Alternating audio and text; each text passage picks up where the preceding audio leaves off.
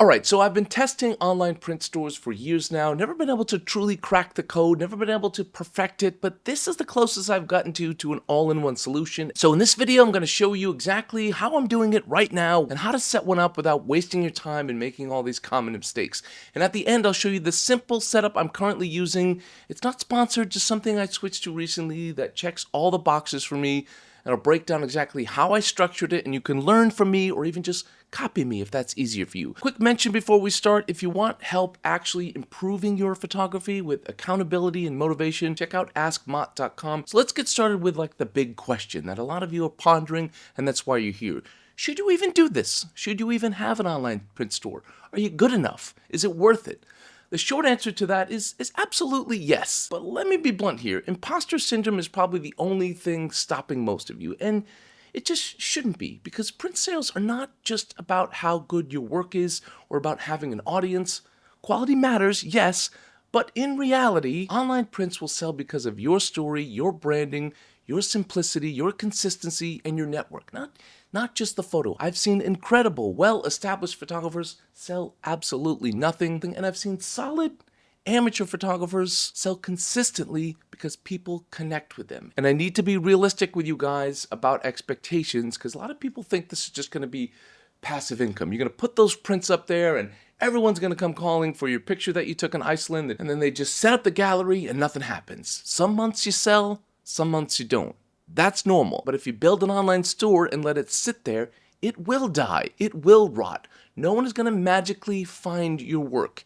You have to talk about it. Oh, I know, but I don't like to promote. But honest, raw advice is when I promote, I sell. When I don't sell. Simple as that. So now let me talk about what actually matters. Your photos, your options, and your pricing. Starting with photos, you don't need 100 images on this store. You probably don't even need 50 for most amateurs. I personally have 20 years of assignments all over the place and a lot of personal projects as well. And right now I only have 15 images on my site. Maybe at some point I'll push that to 20 or 25, but that's it. And this is where most of you struggle. Curation. You're too close to your own work. I get hired all the time to edit portfolios of amateurs and pros and their print stores, and a proper edit can completely transform your site.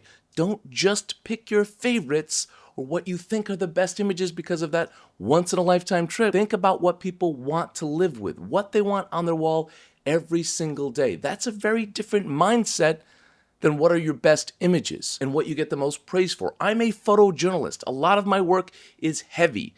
That doesn't typically sell as print, so I lean into lighter, mood-driven images, less faces, more atmosphere. The rhino image that I took that I'm well known for because it was in a ad campaign and published in a bunch of magazines, that works because of the story. There's only 2 northern white rhinos left in the world. But typically, faces in my images don't sell as well. The sloth image that I use on there is a great seller for me because it's simple and it makes people feel something. It's not the image that the Washington Post chose to publish, but that's not the type of image that would sell in a print. So that image leads in my portfolio. This image leads in my print store. So that's the difference. Careful curation of your work, and also you need to eliminate redundancy. It's just a common mistake I see people make.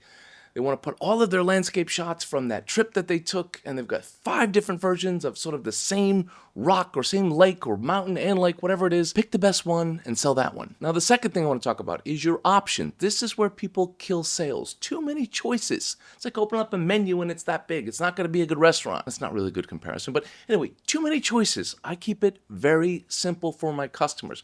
Also, you have to think your average person doesn't know all these different types of papers that you're presenting out there. I keep it simple. I do one standard print at a lower price, one fine art print at a higher price, and then I also have a framed option as well. And then I have 3 different sizes, small, medium, and large. No, I don't actually put small, medium, large. There's actually a size on there, but do it based on the aspect ratio of your camera. That's typically 3:2. If the sizing doesn't make sense to you, just go on my website and copy it, or put the aspect ratio of your camera into ChatGPT and put small, medium, large, and it'll spit out 3 different sizes that work for you. Done. That's it. Same with the naming. Keep it simple. My online print store is just called Collected Works. My images are just called Archive 1, Archive 2. Simple. You don't need India 2004 _ best shot. No. Sloppy. Keep it simple. Now let's talk about pricing. Most platforms just use a simple markup system, so they have their costs. You put in the percentage you want for a markup, and done. That's easy, and that can just be applied to all of your images. So if a print costs $15 to make, you mark it up 300%, you're around $60. That's a solid starting point, 300% for a lot of people. You can go higher over time, and don't be afraid to price a little bit higher early on, because your first buyers are usually people who want to support you, so they don't mind spending a little bit extra. I know people always worry about this, imposter syndrome, amateur photographers, they just want to charge a little bit, but it's okay to charge a markup. Again, I think a good starting point is 300%. I use 600%, but I've got a good following, I've got a good resume, and I feel comfortable doing that. Just remember, with all this stuff, whatever platform you choose, and I'll talk about that later, the platform fees come out of your margin, and you also have to factor in shipping costs and your time too. But all these things, business side, I'm not gonna do a business class today, but a lot of these platforms, at least the one I use, they have all these things on the back end to make it quick and easy for you to understand. All right, so this is how I structure my site. I lead with my bestseller, an image that I'm known for. You might not have that yet. That's fine, it takes time. And then I build in small sets of 3. That just works for me, but this is important. It creates cohesion. And sometimes it encourages people to buy more than one image. Oftentimes people buy a set of my images to put next to each other or sprinkled out throughout their office or their house. So the first set, I have a little set of wildlife conservation images. Then I have Vietnam landscapes. Then I have a series of New York Times travel work across Southeast Asia. Then I finish with more raw, moodier black and white images, more in line with me as a photojournalist. They don't sell as well, but they still sell.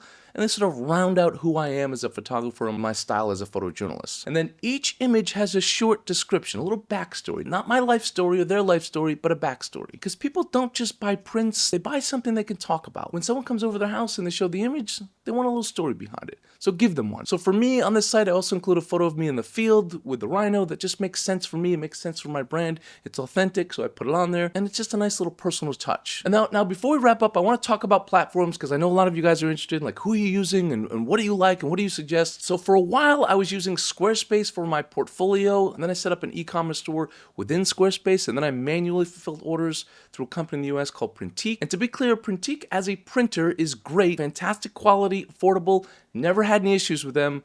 But the setup is a bit clunky. You can do an integration with Squarespace. I didn't like that as well. It wasn't smooth. And then since right now, I'm currently in the process of moving my whole portfolio over to a custom WordPress site and leaving Squarespace, I wanted one clean external solution that could handle everything. A slick storefront, printing, global shipping, something that Printique didn't offer, and I wanted this all in one place. So I tested a few different options. I even tried Printique's Pro account as my storefront, and honestly, it wasn't for me. So I experimented with a company called Pic-Time, not sponsored, but I stumbled into them, so I figured why not share it with you guys.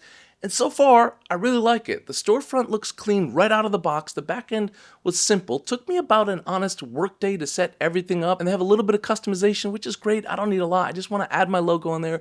I want to keep it simple. And something they do that's really cool, and every storefront should do this, is they have built-in overlay templates. So if you want people to see your image like over a couch or in a living room or in a bedroom or wherever, they have that option. It's just a nice little extra bit of polish and professionalism without doing a bunch of extra work. Everyone should do that. The big thing for me, other than that it was simple, other than that it looks slick, is they ship worldwide. They use global partners. And that matters for me because a lot of my audience isn't just in the US, they're in Europe, and they're all over the place. So I was leaving a lot of sales on the table. For some of you, that might not matter. Now again, this comes with a fee. I have a pro account. There's a free account below that. There's an advanced account above that. The pro account for me right now is fine. It's around $20 a month. They also take a commission off your sales. Again, I'm okay with all of this. Some of you might not be, but so far it works for me because it's just hassle-free. I don't know, it's just been a great experience. I'm not that deep with them. I can't like fully put my stamp of approval on them. Not that they want it, not that you guys care, not that I have a stamp, but not yet, but I've just enjoyed the process. So if you're curious about them, you want to set up a free store, use an affiliate link. I did put that in the description box below. No pressure, just putting it out there if you want to check it out, but try it out. It's kind of fun to build. It'll get you motivated, and it's super easy. But at the end of the day, do what works for you. Don't get stuck on the platform. Focus on how to build the store. Focus on simplicity. Focus on a good edit of your work, thinking deeply about what people might want to hang on their wall, and then monitor it over time. And lastly, don't forget to promote. You guys, you have to promote, whether that be for me, I do that on Instagram. I do it through a newsletter. I do it in person. I walk around my prints on the street. No, I don't. But, I mention to people that I sell prints. I put it out there on Instagram Reels. I mention it here on YouTube, and I link out on other different sites. So, there's a version of that for you guys. Maybe it's not as intense as what I do, but you have to promote. If you don't promote, like I said, you don't sell. So I hope that was a good starting point for you guys. At the end of the day, just do it. Don't overthink it. Don't let imposter syndrome stop you, because this isn't about being the best photographer out there. It's about building something people connect with. If you want to see my entire site and mimic me, copy me, I'll put a link in the description box below. For all of you guys out there that want help with your photography, you can join the Ask Mott community. I go deeper with things like this. I have monthly live Q&As. We have monthly assignments, image feedback. It's a great community. I just started it. I feel strongly it's well worth the price. You can try it out for a month and then cancel if you don't like it, but so far it's been absolutely amazing. It's something I wanted to build for a long time. You can check that out, and my coaching and my workshops, all that and more at askmott.com. Thank you guys for tuning in. Don't forget to like, share, and subscribe, and don't forget to have a wonderful day.